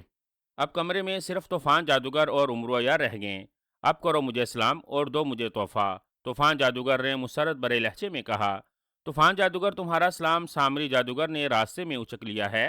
اس کا کہنا ہے کہ طوفان جادوگر میرا شاگرد ہے، اس سے زیادہ حق سلام قبول کرنے کا میرا ہے، اور طوفان جادوگر میں تمہیں آب حیات کا پیالہ دینا چاہتا تھا تاکہ تم قیامت تک زندہ رہو، لیکن سامری جادوگر نے کہا کہ طوفان جادوگر کی موت ایک حقیر سی چونٹی میں رکھ دی گئی ہے، اسی لیے آب حیات کا پیالہ اسے نہ دو۔ اب تم بتاؤ میں کیا کروں؟ عمرو یار نے عیاری سے بھرپور لہجے میں کہا۔ کیا کہا سامری جادوگر نے کہ میری موت حقیر چونٹی میں رکھ دی گئی ہے؟ تم جھوٹ بولتے ہو، سامری جادوگر ایسا نہیں کہہ سکتا، میری موت تو آنکھ والے پھول میں ہے۔ کیوں جھوٹ بولا تم نے؟ طوفان جادوگر نے غصے سے چیختے ہوئے کہا، ارے آنکھ والا پھول وہی جو وادی حیرت کے شاہی باغ میں ہے، اس کا ذکر کر رہے ہو تم؟ عمرو یار نے اس کا ذہن بدلنے اور پھول کا اصل مقام معلوم کرنے کے لیے کہا، وادی حیرت کے شاہی باغ میں؟ یہ تم کیا کہہ رہے ہو؟ ایسا کیسے ہو سکتا ہے؟ وہ آنکھ والا پھول جس میں میری موت ہے وہ زہریلی وادی کی سب سے زہریلی دلدل کے درمیان میں ہے۔ آخر تم بار بار کیوں مجھ سے جھوٹ بول رہے ہو؟ تمہیں اس گستاخی کی سزا ملے گی، ابھی اور اسی وقت، طوفان جادوگر نے غصے سے چیختے ہوئے کہا۔ لیکن عمرو یار جو کچھ معلوم کرنا چاہتا تھا وہ اس نے طوفان جادوگر کو چکر دے کر معلوم کر لیا تھا۔ تم مجھے سزا دو گے، تم حقیر سے جادوگر؟ جانتے ہو میرا نام عمرو یار ہے، میں دنیا کا سب سے بڑا یار ہوں۔ اب دیکھو میں نے کیسے تمہیں چکر دے کر نہ صرف اپنے آپ کو آزاد کرا لیا بلکہ تم سے تمہاری موت کا راز بھی معلوم کر لیا۔ اب دیکھنا میں تمہیں کس طرح سے کتے کی موت مارتا ہوں۔ عمرو یار نے مسکراتے ہوئے کہا، اور ساتھ ہی اس نے زنبیل میں ہاتھ ڈال کر چادر سلیمانی ایک جھٹکے سے نکال لی اور اپنے جسم پر اوڑھ لی۔ تمہاری یہ جرت! اوہ، تم نے مجھے احمق بنایا ہے۔ ارے تم کہاں غائب ہو گئے ہو؟ کیسے غائب ہو گئے؟ طوفان جادوگر نے چیختے ہوئے کہا، کیونکہ چادر سلیمانی اوڑھنے کے بعد عمرو یار اسے نظر نہ آ رہا تھا۔ البتہ عمرو یار بڑے اطمینان سے کھڑا اسے دیکھ رہا تھا۔ اسے جادوگروں سے مقابلہ کرتے ہوئے عمر گزر گئی تھی، اسی لیے اسے معلوم تھا کہ بڑے جادوگر اپنی موت کسی اور چیز میں رکھتے ہیں اور پھر اس کی بھرپور طرح حفاظت کرتے رہیں۔ اس طرح اگر ان پر براہ راست حملہ کیا جائے تو وہ مرتے نہیں۔ اسی خیال کے تخت عمرو عیار نے طوفان جادوگر کو چکر دے کر اس سے پوچھ لیا تھا کہ اس کی موت کس میں ہے۔ طوفان جادوگر نے دونوں ہاتھ اوپر اٹھائے اور پھر منہ ہی منہ میں کچھ پڑھ کر اس نے تیزی سے ہاتھوں کو اپنے سر کے اوپر چاروں طرف گھمانا شروع کر دیا۔ اس کے اس طرح ہاتھ گھماتے ہی کمرے میں ہر طرف سرخ رنگ کا دھواں سا پھیل گیا، اور اب کمرے کی دیواروں کے بجائے عمرو عیار کو چاروں طرف ہی وہی سرخ دھواں کا دھواں نظر آ رہا تھا۔ البتہ طوفان جادوگر اب دھوئیں میں غائب ہو چکا تھا۔ عمرو یار تیزی سے اس طرف کو بھاگا جدھر اس کے خیال کے مطابق دروازہ تھا، لیکن دوسرے لمحے عمرو یار ایک زوردار جھٹکے کے ساتھ واپس اس جگہ گرا جہاں سے وہ چلا تھا۔ دھوئیں سے ٹکراتے ہی اس کے جسم کو ایک زوردار جھٹکا لگا تھا۔ چونکہ وہ اچانک نیچے گرا تھا، اسی لیے نہ صرف چادر سلیمانی بھی اس کے سر سے ہٹ گئی تھی بلکہ اس کا سر اتنے زور سے فرش سے ٹکرایا کہ اسے اپنے دماغ میں نیلی پیلی چنگاریاں اڑتی ہوئی محسوس ہوئیں، اور اس کے بعد اس کا ذہن تاریک ہوتا چلا گیا اور وہ بے ہوش ہو چکا تھا۔ طوفان جادوگر غصے سے پاگل ہو رہا تھا۔ جیسے عمرو یار غائب ہوا، اس نے تیزی سے ٹھوس دھواں اس کے کمرے کے گرد پیدا کیا تاکہ عمرو یار وہاں سے باہر نہ نکل سکے، اور خود دوڑتا ہوا وہ دروازے سے باہر نکلا اور پھر پہلے والے کمرے میں پہنچ کر اس نے دوبارہ سامری کے پیالے پر اپنے ہاتھ رکھے اور چیخ کر کہا، سامری کے پیالے، مجھے بتاؤ یہ آدمزاد کیسے غائب ہوا ہے؟ طوفان جادوگر نے کہا۔ دوسرے لمحے پیالے میں وہی چھوٹی سی سنہری مچھلی نمودار ہوئی اور اس کے ساتھ ہی اس کی آواز گونجی، سامری کے شاگرد طوفان جادوگر عمرو یار اس کمرے میں موجود ہے۔ اس نے اپنی زنبیل سے چادر سلیمانی نکال کر اوڑھ لی ہے۔ تم نے سرخ دھواں پیدا کر کے اسے قید کر لیا ہے۔ اب وہ دھوئیں سے ٹکرا کر فرش پر گر کر بے ہوش پڑا ہوا ہے۔ چادر سلیمانی اب اس کے سر سے ہٹ گئی ہے، اب تمہیں اس کا سر نظر آ سکتا ہے۔ سنہری مچھلی کی آواز سنائی دی، او یہ آدمزاد واقعی خطرناک آدمی ہے، میں اس کی ہڈیاں توڑ دوں گا، میں اسے عبرتناک موت دوں گا، طوفان جادوگر نے چیختے ہوئے کہا۔ سامری کے شاگرد طوفان جادوگر، یہ آدمزاد انتہائی عیار اور مکار آدمی ہے۔ اس نے چکر دے کر تم سے اس پھول کا پتہ معلوم کر لیا ہے جس میں تمہاری موت ہے، تم اس کو فوراً ہلاک کر دو، ورنہ یہ تمہارے لیے خطرناک ثابت ہو سکتا ہے۔ سنہری مچھلی نے کہا، کیا اس کی موت اس کے جسم میں ہے یا کسی اور چیز میں ہے؟ مجھے بتاؤ تاکہ میں فوراً ہی اس آدمزاد کو عبرتناک سزا دے سکوں۔ طوفان جادوگر نے کہا، سامری کے شگیر طوفان جادوگر، انسانوں کی جان ان کے جسم میں ہوتی ہے۔ میری دو باتیں یاد کر لو، اگر تمہارے جانے تک یہ ہوش میں آ جائے تو سب سے پہلے اس کی زنبیل حاصل کر لینا، اس طرح یہ بے بس ہو جائے گا۔ دوسری بات یہ کہ عمرو یار بہت لالچی آدمی ہے، اگر کسی بھی وقت تم دیکھو کہ یہ تمہاری گرفت سے نکل رہا ہے تو اسے فوراً وادی حیرت کے خزانے کا چکر دینا، اس طرح یہ اپنی لالچی طبیعت کی وجہ سے فوراً اس لالچ میں آ جائے گا۔ سنہری مچھلی نے کہا، مجھے کیا ضرورت ہے اسے چکر دینے کی؟ میں اسے عبرتناک موت مار دیتا ہوں، میں طوفان جادوگر ہوں۔ سامری کے بعد دنیا کا سب سے بڑا جادوگر، اس کی کیا حیثیت ہے میرے سامنے؟ طوفان جادوگر نے چیختے ہوئے کہا، اور اس نے دوبارہ دونوں ہاتھ پیالے پر رکھے، اور دوسرے لمحے جب اس نے ہاتھ اٹھائے تو مچھلی غائب ہو چکی تھی، اور طوفان جادوگر پیر پٹکتا ہوا واپس اسی کمرے کی طرف بڑھا جس میں عمرو عیار سرخ دھوئیں کے حصار میں بے ہوش پڑا ہوا تھا۔ طوفان جادوگر جب اس کمرے میں پہنچا تو اسے دھوئیں کے اندر عمرو عیار کا صرف سر نظر آ رہا تھا، اس کا باقی جسم غائب تھا۔ ارے یہ تو ادھورا ہے، اب میں کیا اس کے سر پر موت وار کروں؟ پہلے اس کا جسم مکمل ہو جانا چاہیے، میں نے تو اس کے جسم کی ساری ہڈیاں توڑنی ہیں۔ طوفان جادوگر نے بڑبڑاتے ہوئے کہا، اور پھر اس نے منہ ہی منہ میں کچھ پڑھ کر پھونکا تو سرخ دھواں یک لخت غائب ہو گیا۔ اب کمرہ اصل حالت میں نظر آنے لگا۔ گنجی بدرو اور بھوت بال حاضر ہو جاؤ، میرے سامنے آؤ میرے غلاموں، طوفان جادوگر نے زور زور سے فرش پر پیر پٹکتے ہوئے کہا۔ دوسرے لمحے فرش میں سے گنجی بدرو اور بھوت بال نمودار ہوئے اور طوفان جادوگر کے سامنے ادب سے جھک گئے۔ حکم میرے آقا، حکم کی تعمیل ہوگی، ان دونوں نے بیک آواز میں کہا۔ یہ آدمزاد جو فرش پر پڑا ہوا ہے، اس کا سر نظر آ رہا ہے، اس کا باقی جسم حاضر کرو، میں اس کے سارے جسم کی ہڈیاں توڑنا چاہتا ہوں۔ طوفان جادوگر نے بڑے تحکمانہ لہجے میں ان دونوں سے مخاطب ہو کر کہا، حکم کی تعمیل ہوگی آقا، ان دونوں نے کہا، اور پھر وہ تیزی سے مڑ کر فرش پر پڑے ہوئے عمرو عیار کی طرف بڑھنے لگے۔ انہیں بھی اس کا صرف سر ہی نظر آ رہا تھا۔ وہ دونوں اس کے قریب آ کر رک گئے اور پھر جھک کر غور سے اس کے سر اور چہرے کو دیکھنے لگے۔ آقا، ان کی آنکھیں بند ہیں، اسی لیے اس کا جسم نظر نہیں آ رہا، گنجی بدروح نے چند لمحوں بعد کہا، جیسے اس نے بڑا غور و فکر کرنے کے بعد یہ نتیجہ نکالا ہو۔ ہاں میرے آقا، آنکھیں بند ہوں تو کچھ نظر نہیں آتا۔ بھوت بال نے گنجی بدروح کی تاکید کرتے ہوئے کہا، لیکن پھر اس کا سر کیوں نظر آ رہا ہے؟ جواب دو، طوفان جادوگر نے سوال کیا۔ آقا، چونکہ اس کی بند آنکھیں اس کے چہرے پر لگی ہوئی ہیں، اسی لیے وہ نظر نہیں آ رہا، گنجی بدروح نے جواب دیا۔ تو کھولو اس کی آنکھیں تاکہ اس کا پورا جسم نظر آئے اور میں اس کی ہڈیاں توڑ سکوں۔ طوفان جادوگر نے غصے سے پیر پٹکتے ہوئے کہا، اور گنجی بدروح نے تیزی سے عمرو عیار کے چہرے پر ہاتھ مارا جیسے اس کی بند آنکھوں کو تھپ تھپا رہا ہو۔ اس کے بعد یہی عمل بھوت بال نے کیا۔ دونوں ضربیں اتنی زوردار تھیں کہ عمرو عیار ہوش میں آ گیا۔ اس نے جیسے ہی آنکھیں کھولیں، اسے اپنے اوپر جھکی ہوئی وہ دونوں بدروہیں نظر آئیں۔ اس کی آنکھیں کھل گئی ہیں میرے آقا، ان دونوں نے بیک آواز ہو کر چیختے ہوئے کہا۔ پھر اس کا باقی جسم کیوں نظر نہیں آ رہا؟ جلدی بتاؤ ورنہ میں تمہیں پہلے سزا دوں گا، طوفان جادوگر نے غصے سے چیختے ہوئے کہا، اور اسی لمحے عمرو یار کو احساس ہو گیا کہ چادر سلیمان اس کے جسم پر تو لپٹی ہوئی ہے، صرف سر ننگا ہے۔ اس نے جلدی سے چادر کو اپنے سر پر لپیٹ لیا اور پھر وہ ایک جھٹکے سے اٹھ کھڑا ہوا۔ ارے یہ تو سارا غائب ہو گیا۔ اچانک طوفان جادوگر کے ساتھ ساتھ گنجی بدرو اور بھوت بال بھی چیخ پڑے۔ عمرو یار نے دیکھا کہ سرخ دھواں غائب تھا، اسی لیے وہ اس کمرے میں نہیں رکا بلکہ تیزی سے بھاگتا ہوا کمرے سے باہر نکل گیا۔ اسے خطرہ تھا کہیں طوفان جادوگر پھر وہ دھواں پیدا کر کے اسے قید نہ کر دے۔ کمرے سے باہر نکلتے ہی وہ تیزی سے بھاگتا ہوا ایک اور چھوٹے کمرے میں پہنچا اور پھر اس نے زنبیل میں ہاتھ ڈال کر تختی دودی نکال لی۔ تختی دودی، مجھے بتاؤ یہ زہریلی وادی اور اس وادی میں دلدل کہاں ہے جس میں وہ پھول موجود ہے جس میں طوفان جادوگر کی موت قید ہے؟ عمرو یار نے تختی دودی کو چادر کے اندر ہی کر کے پوچھا۔ دوسرے لمحے تختی پر ایک عبارت چمکتی ہوئی نظر آئی اور عمرو یار اسے بغور دیکھنے لگا۔ عمرو یار، زہریلی وادی کا راستہ وادی حیرت کے خزانے سے ہو کر گزرتا ہے، یہ مختصر سا راستہ ہے، ورنہ اس کا اصل راستہ اتنی دور ہے کہ تمہیں تیز ترین گھوڑا بھی 6 ماہ تک نہیں پہنچا سکتا۔ تختی دودی، مجھے یہ بتاؤ کہ وادی حیرت کا خزانہ کہاں ہے؟ عمرو یار نے خوش ہوتے ہوئے کہا۔ اس کی آنکھوں میں چمک ابھر آئی تھی۔ اس نے فوراً سوچ لیا تھا کہ وہ پہلے یہ خزانہ اپنی زنبیل میں ڈالے گا، پھر زہریلی وادی میں جائے گا۔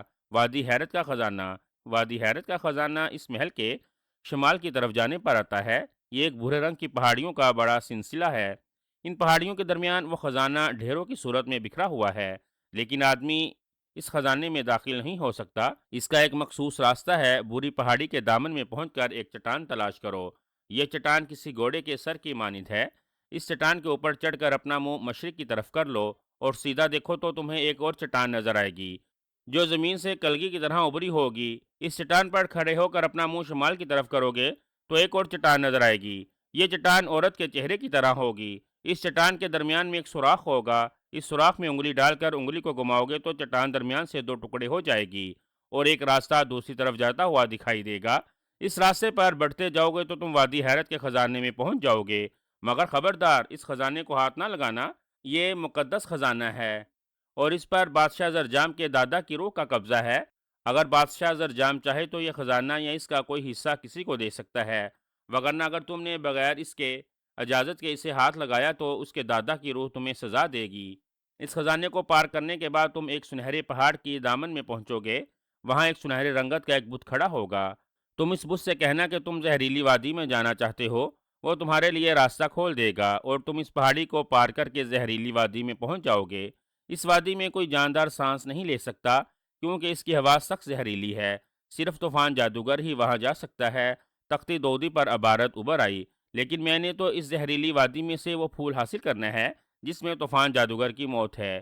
مجھے وہاں سانس لینے کی ترکیب بتاؤ۔ عمرو عیار نے کہا، اس کا ایک ہی طریقہ ہے کہ طوفان جادوگر کے کمرے میں جا کر جہاں 12 سنگے والا تخت موجود ہے، اس شخص کے ساتھ رکھی ہوئی ایک سرخ رنگ کی سراہی اٹھاؤ۔ اس سراہی میں ایک سنہرے رنگ کا بچھو موجود ہے۔ یہ بچھو ہیرے جواہرات کا بنا ہوا ہے، البتہ اس کے ڈنگ پر ایک خاص قسم کا زہر لگا ہوا ہے۔ تم اس کا ڈنگ اپنے جسم میں چبو دینا، اس طرح یہ زہر تمہارے جسم میں سرید کر جائے گا۔ یہ زہر آدھے گھنٹے بعد اثر کرتا ہے۔ اگر تم آدھے گھنٹے کے اندر اندر زہریلی وادی میں پہنچ گئے تو زہریلی وادی کا زہر تمہارے سانس میں جاتے ہی اس کا زہر اثر ختم ہو جائے گا اور تم بچ بھی جاؤ گے اور وہاں سانس بھی آسانی سے لے سکو گے، کیونکہ یہ زہر زہریلی وادی کے زہر کو بھی اثر کر دے گا۔ اس طرح دونوں زہر ایک دوسرے سے ٹکر کر بے اثر ہو جائیں گے۔ لیکن اگر تم آدھے گھنٹے کے اندر زہریلی وادی تک نہ پہنچ سکے تو پھر یہ زہر تمہیں فوراً ہلاک کر دے گا اور تمہارا جسم پانی بن کر بہہ جائے گا۔ تختی دودی پر عبارت ابھر آئی، ٹھیک ہے، میں کر لوں گا بندوبست، عمرو یار نے سر ہلاتے ہوئے کہا، اور اس نے تختی واپس اپنی زنبیل میں ڈالی اور پھر اسی طرح چادر سلیمانی اوڑے ہوئے وہ اس چھوٹے کمرے سے باہر نکلا۔ اب اسے طوفان جادوگر کے خاص کمرے کی تلاش تھی۔ شاہی محل میں بے شمار جادوگر ادھر ادھر بھاگ رہے تھے، وہ ہر کمرہ دیکھ رہے تھے اور عمرو یار سمجھ گیا کہ وہ اسے تلاش کرتے پھر رہے ہیں، لیکن اسے معلوم تھا کہ جب تک اس نے چادر سلیمانی اوڑی ہوئی ہے وہ انہیں دکھائی نہیں دے سکتا اور نہ ہی اس چادر کی وجہ سے وہ کسی جادو کے ذریعے اس کا پتہ نکال سکتے ہیں۔ اسی لیے وہ بڑے مطمئن انداز میں مختلف کمروں میں گھومتا پھرتا رہا اور پھر ایک کمرے میں اسے 12 سنگے کی شکل کا تخت پڑا ہوا نظر آ گیا۔ وہ بڑے اطمینان سے اس کمرے میں داخل ہو گیا۔ تخت کے ساتھ ہی لکڑی کی ایک میز پر وہ سرخ رنگ کی سراہی سے نظر آ گئی جس میں سنہری بچھو موجود تھا۔ اس نے فوراً سراہی اٹھائی اور اسے الٹا دیا۔ دوسرے لمحے ایک بڑا سا سنہری بچھو جو ہیرے جواہرات کا بنا ہوا تھا سراہی کے کھلے ہوئے منہ سے باہر آ گیا۔ عمرو یار چند لمحے غور سے اس بچھو کو دیکھتا رہا، پھر اس نے بڑے مطمئن انداز میں اسے اپنی زنبیل میں ڈال لیا اور سراہی واپس رکھ کر وہ کمرے سے باہر نکل آیا۔ اس کے عیار ذہن نے فوراً ہی ایک ترکیب سوچ لی تھی۔ اس نے سوچا کہ وہ اس بچھو کا زہر اس وقت اپنے جسم میں منتقل کرے گا جب وہ زہریلی وادی میں داخل ہوگا۔ اس طرح آدھے گھنٹے کی شرط آسانی سے پوری ہو جائے گی، وگرنہ اگر اس نے تختی کے مطابق ابھی اس کا زہر منتقل کر لیا تو پھر اسے خزانہ اٹھانے کا وقت نہ ملتا، جبکہ اس نے فیصلہ کر لیا تھا کہ زہریلی وادی میں داخل ہونے سے پہلے وہ ہر صورت میں خزانہ حاصل کر لے گا۔ اسے بادشاہ زرجام کے دادا کی روح کی ذرا بر بھی پرواہ نہ تھی، بھلا روح اس کا کیا بگاڑ سکتی تھی۔ یہی سوچتا ہوا وہ تیزی سے محل کے بڑے دروازے کی طرف بڑھتا چلا گیا تاکہ وہاں سے نکل کر وہ اس طرف جائے جہاں بھوری پہاڑی موجود ہے۔ طوفان جادوگر کا غصے سے برا حال تھا۔ عمرو یار اب غائب ہو چکا تھا۔ وہ غصے کی شدت سے گنجی بدرو اور بھوت بال پر پل پڑا اور اس نے جادو کے ڈنڈے سے ان دونوں کی پٹائی شروع کر دی کہ ان کی وجہ سے وہ آدمزاد غائب ہو گیا۔ گنجی بدرو اور بھوت بال سارے کمرے میں چیختے پھر رہے تھے۔ ان کے جسموں پر جادو کا ڈنڈا اچھل اچھل کر ضربیں لگا رہا تھا اور ان کی چیخوں سے پورا کمرہ گونج رہا تھا۔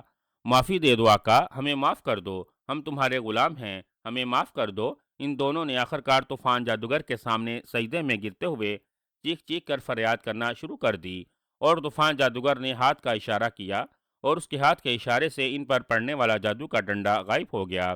کھڑے ہو جاؤ کم بختو، طوفان جادوگر نے چیختے ہوئے کہا، اور وہ دونوں ایک جھٹکے سے اٹھ کر کھڑے ہو گئے۔ ان دونوں کا برا حال تھا، ان کا پورا جسم زخموں سے چور تھا، کپڑے پھٹ چکے تھے اور بگڑے ہوئے چہرے اور بھی زیادہ بگڑ گئے تھے۔ جاؤ اور اس آدمزاد کو ڈھونڈو، سارے جادوگروں کو اس کام پر لگا دو اور اسے پکڑ کر میرے سامنے پیش کرو، ورنہ یاد رکھو میں تمہاری ہڈیاں توڑ دوں گا۔ طوفان جادوگر نے چیختے ہوئے کہا، حکم کی تعمیل ہوگی آقا۔ ان دونوں نے کہا اور پھر وہ تیزی سے بھاگتے ہوئے کمرے سے باہر نکل گئے۔ طوفان جادوگر چند لمحے وہاں کھڑا سوچتا رہا، یہ آدمزاد واقعی عجیب و غریب ثابت ہو رہا تھا۔ وہ ایسے غائب ہو گیا تھا کہ اس کا جادو بھی اسے ڈھونڈ نہ پا رہا تھا۔ میں سامری کی کتاب دیکھتا ہوں۔ ہاں ٹھیک ہے، سامری کی کتاب مجھے بتائے گی کہ وہ نامراد آدمزاد کہاں ہے اور کیسے غائب ہو گیا ہے، طوفان جادوگر نے کہا، اور پھر وہ تیز تیز قدم اٹھاتا ہوا اس کمرے سے نکلا اور بھاگتا ہوا وہ مختلف راہداریوں سے گزر کر ایک کمرے میں آیا۔ اس کمرے کے درمیان میں ایک بڑی سی میز پر ایک سنہری جلد والی بڑی سی کتاب پڑی ہوئی تھی۔ طوفان جادوگر نے اس کتاب کے سامنے گھٹنوں کے بل بیٹھ گیا اور پھر اس نے دونوں ہاتھ جوڑ کر کتاب کو سلام کیا اور اس کے بعد اس نے کتاب کے سامنے سجدے کرنا شروع کر دیے۔ وہ تیزی سے سجدے پر سجدہ کیے جا رہا تھا۔ جب اس نے 40 سجدے کر لیے تو ایک بار پھر ہاتھ جوڑ کر بیٹھ گیا۔ سامری کی مقدس کتاب، سامری کا غلام تمہارے سامنے حاضر ہے، مجھے بتاؤ کہ وہ نامراد آدمزاد کہاں غائب ہو گیا ہے، طوفان جادوگر نے بڑے عاجزانہ لہجے میں کہا۔ اسی لمحے سامری کی کتاب درمیان سے خود بخود کھل گئی اور طوفان جادوگر اسے کھلتا دیکھ کر اچھل کر کھڑا ہو گیا۔ اب کتاب پر عبارت ابری ہوئی نظر آ رہی تھی، سامری کے شاگرد طوفان جادوگر، اس آدمزاد کا نام عمرو عیار ہے، وہ انتہائی خطرناک آدمی ہے۔ تمہیں سامری کے پیالے کی سنہری مچھلی نے بتایا تھا کہ تم اس کی زنبیل پر قبضہ کر لو، لیکن تم نے اس کی بات نہ مانی، اسی لیے وہ نکل جانے میں کامیاب ہو گیا۔ اب اس نے تختی دودی سے زہریلی وادی کا مختصر راستہ معلوم کر لیا ہے، وہ راستہ جو وادی حیرت کے خزانے سے ہو کر جاتا ہے، اور اس نے تمہارے خاص کمرے سے سامری کا بچھو بھی حاصل کر لیا ہے۔ اب زہریلی وادی کا زہر اثر نہ کرے گا۔ اس نے چادر سلیمانی اوڑھ رکھی ہے، چادر سلیمانی کی وجہ سے وہ کسی کو نظر نہیں آ رہا اور وہ اب محل سے نکل کر بوری پہاڑی کی طرف جا رہا ہے۔ سامری کی کتاب پر لکھی ہوئی عبارت طوفان جادوگر نے پڑھ لی تو اس کے چہرے پر خوف و ہراس سا چھا گیا۔ سامری کی مقدس کتاب، مجھے بتاؤ کہ میں اسے کیسے ہلاک کر سکتا ہوں، طوفان جادوگر نے بڑے فریاد بھرے لہجے میں کہا۔ اس کے ہاتھ جڑے ہوئے تھے۔ سامری کے شاگرد طوفان جادوگر، اس کا ایک ہی طریقہ ہے، عمرو یار بےحد لالچی ہے، وہ لازماً وادی حیرت کا خزانہ اپنی زنبیل میں ڈالنے کی کوشش کرے گا، اور اس خزانے کے اس کی زنبیل میں جاتے ہی بادشاہ زرجام کے دادا کی روح حرکت میں آ جائے گی، وہ اس کی زنبیل غائب کر دے گی اور اس میں سے خزانہ نکال کر زنبیل پھینک دے گی۔ جیسے ہی وہ زنبیل پھینکے تم وہ زنبیل حاصل کرو، اس زنبیل کے ہاتھ سے نکلنے کے بعد عمرو یار بے بس ہو جائے گا، پھر تم جس طرح چاہے اسے ہلاک کر دینا، سامری کتاب نے بتایا۔ بہت بہت شکریہ سامری کی مقدس کتاب، اب میں اس آدمزاد سے ایسا انتقام لوں گا، اس کی روح 20 سالوں تک اپنے انجام کو بلبلاتی رہے گی، طوفان جادوگر نے مسرت بھرے لہجے میں کہا، اور اس کے ساتھ ہی سامری کی کتاب خود بخود بند ہوتی چلی گئی۔ طوفان جادوگر تیزی سے لپکا اور پھر اس نے دونوں ہاتھ اٹھا کر زور زور سے پکارنا شروع کر دیا، گنجی بدرو اور بھوت بال حاضر ہو جائے۔ وہ پیر پٹک پٹک کر بار بار یہی فکرہ دہرا رہا تھا۔ چند لمحوں کے بعد فرش پھٹا اور گنجی بدرو اور بھوت بال اس میں سے نمودار ہوئے۔ طوفان جادوگر کے سامنے جھک گئے، اس عمرو یار کی تلاش بند کر دو، میں نے اسے ڈھونڈ لیا ہے، وہ محل سے باہر چلا گیا ہے، طوفان جادوگر نے کہا، اور اس کا حکم گنجی بدرو اور بھوت بال نے ہاتھ اٹھا کر حکم دہرایا اور دوسرے لمحے باہر دوڑتے بھاگتے ہوئے قدموں کی آوازیں تھم گئیں۔ اور حکم آقا، ان دونوں نے ایک بار پھر اس کے سامنے جھکتے ہوئے کہا، کالے چوغے پہن لو اور میرا چوغا بھی حاضر کرو تاکہ ہم اس کی آنکھ سے اوجھل ہو جائیں، طوفان جادوگر نے کہا، اور گنجی بدرو نے ہاتھ اوپر کر کے منہ ہی منہ میں کچھ پڑھا اور پھر ہاتھ کو جیسے ہی جھٹکا اس کے ہاتھ میں 3 کالے چوغے نظر آنے لگے۔ ان میں سے ایک چوغے پر سنہرے رنگ کا حاشیہ موجود تھا۔ اس نے وہ چوغا بڑے احترام سے طوفان جادوگر کی طرف بڑھا دیا۔ طوفان جادوگر نے وہ چوغا پہن لیا۔ اس چوغے کے ساتھ ٹوپی بھی منسلک تھی جو اس نے سر پر اوڑھ لی تھی۔ اس کے چوغے کے پہننے کے بعد گنجی بدرو اور بھوت بال نے بھی اپنے اپنے چوغے پہن لیے۔ ان کے چوغوں کے ساتھ بھی ٹوپیاں منسلک تھیں، یہ جادوئی چوغے تھے۔ ان کے پہننے کے بعد انسانی آنکھ انہیں دیکھ نہ سکتی تھی۔ اب کیا حکم ہے میرے آقا؟ چوغا پہننے کے بعد گنجی بدروح نے طوفان جادوگر کے سامنے جھکتے ہوئے کہا، بری پہاڑی کے سامنے پہنچو، میرے خیال میں نامراد عمرو یار وہیں ہوگا، اور سنو، جب تک میں اشارہ نہ کروں تم نے کوئی حرکت نہیں کرنی۔ میں اس عمرو یار کو ایسی سزا دینا چاہتا ہوں کہ اس کی نسلیں بھی اسے یاد رکھیں گی۔ तूफान जादूगर ने इंतहाई गसीले लहजे में कहा, और फिर उसने अपने दोनों हाथ सर से ऊंचे उठा लिए। गंजी बदरू और बूदबाल ने इसकी पैरवी की और दूसरे लम्हे वो तीनों यकलख्त इस कमरे से गायब हो गए। उमर यार तख्ती दाऊदी की हदायत पर अमल करके जैसे ही वादी हैरत के खजाने में दाखिल हुआ, इसकी आंखें फटी की फटी रह गईं। इतने बड़े खजाने का तो उसने जिंदगी भर कभी तस्वुर ही ना किया था। पहाड़ियों के दरमियान हर तरफ हीरे जवाहरात और सोने के ढेर नजर आ रहे थे। ओ खुदा की पनाह, इतना बड़ा खजाना! इससे बड़ा खजाना तो दुनिया भर में किसी के पास ना होगा। उमरो यार ने आंखें फाड़ फाड़ कर खजाने को देखते हुए कहा, आहा आहा, अब मैं दुनिया का अमीर तरीन आदमी बन जाऊंगा। आहा, ये है मेरी जिंदगी का सबसे बड़ा इनाम। उमरो यार ने बेख्तियार खुशी से उछलते हुए कहा, और फिर इसने जंबील से बगल उतारी और भूखे उखाब की तरह हीरे जवाहरात के ढेर पर पल पड़ा। इसने जंबील का मुंह खोलकर इसे जमीन पर रखा और फिर दोनों हाथों से हीरे जवाहरात उठा उठा कर इसने जंबील में डालने शुरू कर दिए। लेकिन अभी इसने दो ही मुट्ठियां भरी हुई थी कि अचानक एक कड़कदार आवाज सुनाई दी, और दूसरे लम्हे उमरो यार को यूं महसूस हुआ जैसे किसी ने इसे उठाकर सर के बल नीचे फटाक दिया हो। इसके मुंह से बेख्तियार चीख निकल गई और उसके जिस्म पर लिपटी हुई चादर सिलेमानी भी एक तरफ जा गिरी। उमरो यार के पूरे जिस्म में दर्द की तेज लहरें सी उठीं। वो उछलकर हीरे जवाहरात के ढेर पर गिरा था। नीचे गिरते ही वो तेजी से उठा और उसी लम्हे उसकी आंखें हैरत से फैलती चली गईं। जब इसने अपने सामने बूढ़े से आदमी को खड़े देखा, इस बूढ़े की सुर्ख आंखें चिरागों की तरह जल रही थीं। तुमने इस खजाने को हाथ लगाने की जुरत कैसे की? बूढ़े के मुंह से कड़कदार आवाज निकली और उमरो यार समझ गया ये बादशाह जरजाम के दादा की रूह है। हजूर दादा साहिब, गलती हो गई। मैं आपकी दौलत वापस कर देता हूँ। आप मुझे ये जंबील दे दें। मैं इसमें से आपकी दौलत निकाल कर आपको वापस कर देता हूँ। उमरो यार ने फौरन ही अयारी से काम लेते हुए कहा, ठहरो, इसे जंबील ना देना बादशाह जरजाम के दादा। ये बहुत चालाक आदमी है। ये फिर सारा खजाना इसमें डाल लेगा। तुम ये जंबील मुझे दो और फिर देखो मैं इसे कैसे सजा देता हूँ। अचानक एक तरफ तूफान जादूगर का सर नजर आने लगा। इसका बाकी जिस्म गायब था और उसके साथ ही गंजी बदरू और बूदबाल के सर भी नजर आने लगे।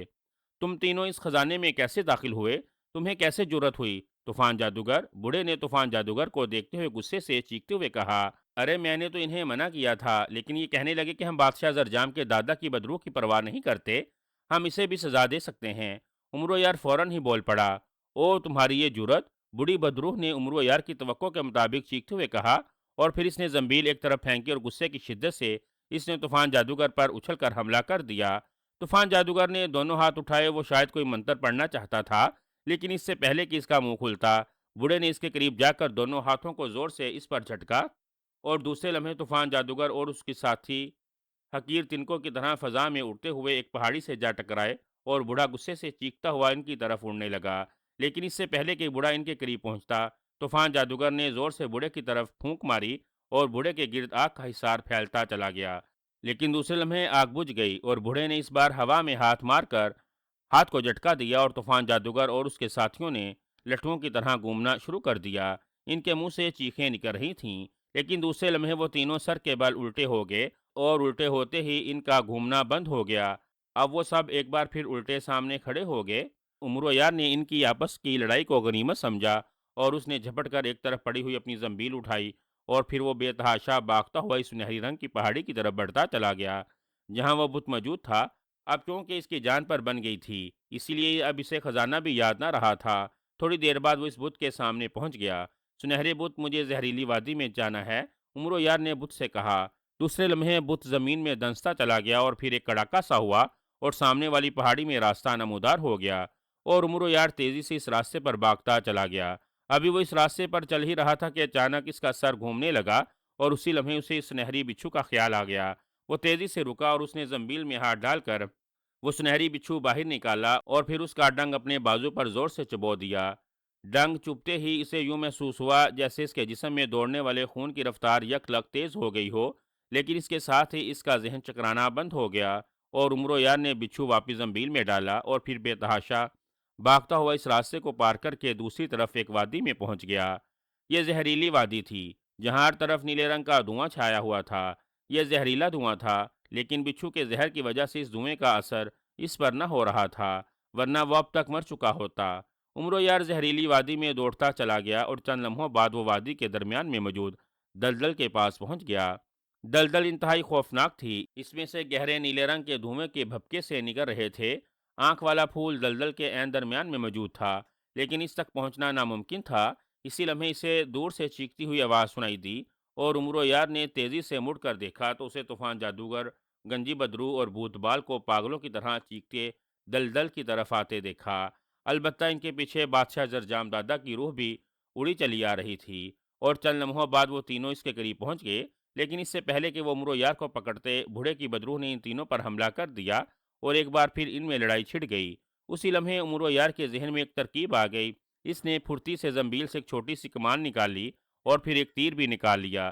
یہ کمان اور تیر سلیمانی تھے۔ اس نے جلدی سے تیر کو کمان میں جوڑا، اور پھر اس نے جلدی سے پھول کا نشانہ لے کر تیر کو چھوڑ دیا۔ تیر اڑتا ہوا سیدھا پھول سے ٹکرایا، اور اسی لمحے طوفان جادوگر اچھل کر زمین پر گرا اور بری طرح تڑپنے لگا۔ اس کے نائبوں گنجی بدرو اور بھوت بال کا بھی وہی حشر ہوا۔ پھول تیر کی نوک میں پھنس گیا، اور دوسرے لمحے تیر پھول کو توڑتا ہوا ہوا میں اڑا اور پھر واپس عمرو یار کی طرف آ گیا۔ یہ چونکہ تیر سلیمانی تھا، اس لیے وہ واپس اپنی کمان کی طرف آ گیا تھا۔ عمرو یار نے اسے جھپٹ کر پکڑا، اور پھر اس نے تیزی سے اس پھول کو مسلنا شروع کر دیا۔ اس کے ساتھ ہی فرش پر پڑے ہوئے طوفان جادوگر کے منہ سے چیخیں نکلنے لگیں، اور پھر جیسے ہی پھول کی پتیاں علیحدہ ہوئیں، ایک زوردار کڑاکا ہوا اور طوفان جادوگر اور اس کے نائب غائب ہو گئے۔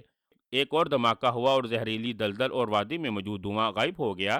اب وہاں ایک عام سی وادی تھی۔ تم نے ان کو ہلاک کر دیا۔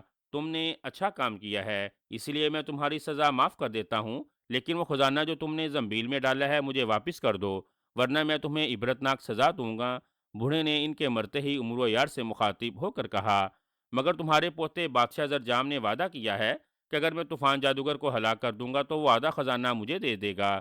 عمرو یار نے کہا، وہی چاہے تو دے سکتا ہے، جلدی کرو، نکال لو۔ بوڑھے نے غصیلے لہجے میں کہا، اور اپنے دونوں ہاتھ اٹھائے تو عمرو یار نے جلدی سے زنبیل میں ہاتھ ڈالا، اور وہاں سے اٹھایا ہوا خزانہ باہر نکال کر بوڑھے کی طرف پھینکنا شروع کر دیا۔